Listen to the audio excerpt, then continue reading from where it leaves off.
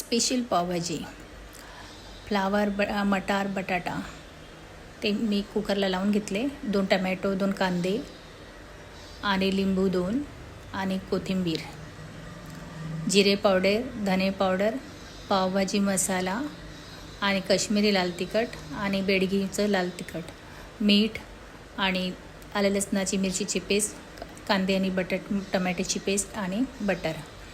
2 चमचे तेल घेतले. त्यामध्ये आता बटर टाकायचं आणि छान ढवळायचं आणि त्यामध्ये कांदे घालायचे.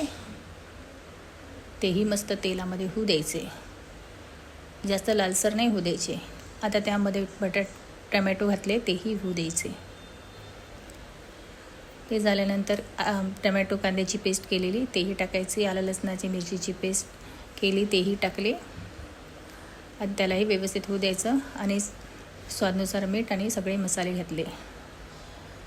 आणि आता पावभाजीचा जो असतो त्याच्याने आपण मॅश करायचं, छान पूर्ण बारीक करून घ्यायचं. टमॅटोही बारीक होतं, कांदाही बारीक होतं. आणि आता आपण फ्लावर मटर आणि हे ते कुकरला लावून काढून घेतले ना, त्याचे मॅश केलं. आता त्या चमच्याने मॅश करून आता आपण याच्यामध्ये घातलं. आता वरून पावभाजी मसाला घालायचं आणि बटर घालायचं आणि